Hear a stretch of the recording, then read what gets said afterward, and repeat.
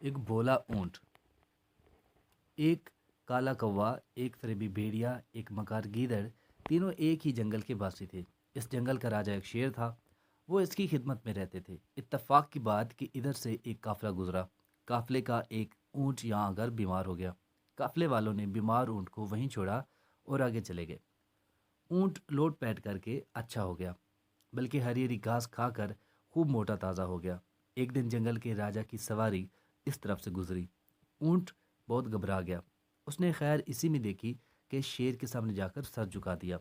شیر نے گرج کر کہا، تمہاری یہ ہمت کیسے ہوئی کہ اونٹ کی طرح منہ اٹھائے میرے ملک میں آگے ہو؟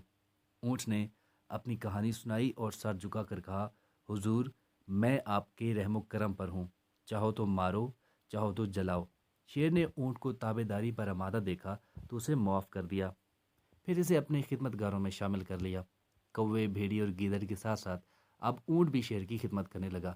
اس نے شیر کی ایسی خدمت کی کہ شیر نے اس کے عہدے میں ترقی کر دی۔ اس پر کوا، بھیڑی اور گیدڑ تینوں بہت جلے۔ انہیں ڈر ہو گیا کہ کہیں یہ اونٹ ترقی کرتے کرتے ان سے آگے نہ بڑھ جائے، بس اس کی جان کے بیری ہو گئے۔ ایک دفعہ کیا ہوا کہ شیر کی ایک ہاتھی سے لڑائی ہو گئی۔ شیر زخمی ہو گیا۔ شیر اس قابل نہ رہا کہ وہ شکار پر جائے۔ وہ شکار مار کر لاتا تھا تو اس میں سے بھیڑیے، گیدڑ، کوے اور اونٹ کو بھی حصہ ملتا تھا، اور اس طرح ان کا پیٹ پلتا تھا۔ اب وہ بھوکے مرنے لگے۔ شیر نے کہا، میرے پیارو، میں خود تو بھوکا رہ سکتا ہوں، تمہیں بھوکا نہیں دیکھ سکتا، مگر کیا کروں، آج کل طبیعت اچھی نہیں، لمبی مار پر نہیں جا سکتا۔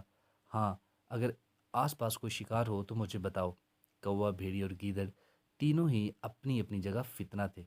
انہوں نے آنکھوں ہی آنکھوں میں ایک دوسرے کو دیکھا اور اشاروں اشاروں میں طے کر لیا۔ کوا بولا، حضور، یہ جو اونٹ ہے کہیں باہر سے آ گیا ہے اور مفت کی روٹیاں توڑ رہا ہے۔ آپ کا نمک کھا کھا کے موٹا ہو گیا ہے، یہ کس دن کام آئے گا؟ شیر نے اس بات پر کوے کو بہت ڈانٹا۔ کیا تو نہیں جانتا کہ اونٹ ہمارے وفاداروں میں سے ہے؟ شیر اگر اپنے وفاداروں کا شکار کرنے لگے تو وہ شیر نہیں رہتا۔ کوا چپ ہو گیا۔ پھر تینوں نے الگ جا کر مسکوٹ کی۔ ایک ترکیب سوچ کر شیر کی خدمت میں حاضر ہوئے۔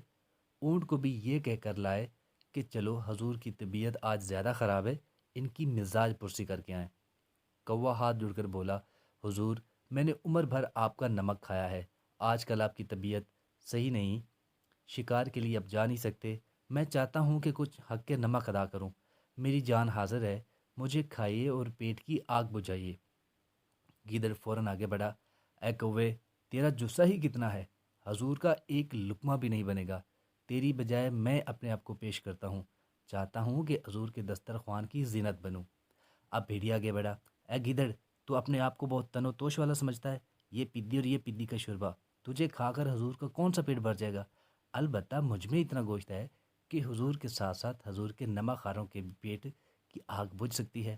کوا بولا، یہ تو ٹھیک ہے کہ تجھ میں گوشت اچھا خاصا ہے، مگر تیرا گوشت صحت کے لیے مضر ہے، حضور کی طبیعت آج کل اچھی نہیں، تیرا گوشت کھائیں گے تو طبیعت اور خراب ہو جائے گی۔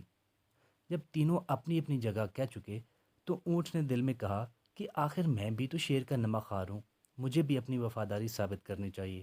بڑھ کر کہا، حضور، میں حاضر ہوں، میں بڑا جانور ہوں اور میرا گوشت بھی ایسا ہے کہ بیمار بھی کھائے تو اسے گرانی نہ ہو۔ شیر کے بولنے سے پہلے ہی کوا، گیدڑ اور بھیڑیا بول پڑے اور اونٹ کو شاباش دی۔ کہا، وفادار ہو تو ایسا، اور تیرا گوشت تو اس بیماری میں بہت ہی مفید ہے۔ اونٹ بیچارہ منہ دیکھتا رہ گیا۔ کوا، گیدڑ اور بھیڑیا اس پر پل پڑے اور دم کے دم اس کی تکہ بوٹی کر دی اور اونٹ کو دیکھتے ہی دیکھتے چیر پھاڑ دیا۔ اسی لیے تو کہتے ہیں کہ حد سے زیادہ بھولا پن کبھی کبھی جان لیوا ثابت ہو سکتا ہے۔